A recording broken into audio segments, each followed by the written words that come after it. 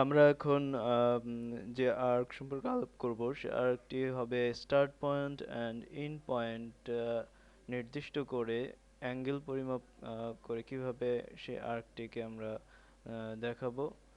আমরা সেই বিষয়ে যাচ্ছি। আমরা কমান্ড লাইনে আর্ক লিখি। আর্ক লিখে আমাদের স্পেসিফাই দ্য স্টার্ট পয়েন্ট আমরা নির্দিষ্ট করব 6,1। আমরা এন্ড পয়েন্ট নির্দিষ্ট করার জন্য কমান্ড লাইনে specify the second point of arc or centre বা এন্ড, আমরা এন্ড পয়েন্ট নির্দিষ্ট করার জন্য লিখি, এন্টার দিই। স্পেসিফাই দ্য এন্ড পয়েন্ট আমরা লিখি 1,6। আমরা দুটি বিন্দু পেয়ে গেছি, end point end start point. এখন আমাদের আর্কের অ্যাঙ্গেল নির্দিষ্ট করে দিতে হবে। এই জন্য কমান্ড প্রম্পটে লেখা আছে আর্ক ডিরেকশন রেডিয়াস। আমরা অ্যাঙ্গেল ডিরেকশন রেডিয়াস, আমরা অ্যাঙ্গেল নির্দিষ্ট করার জন্য লিখব।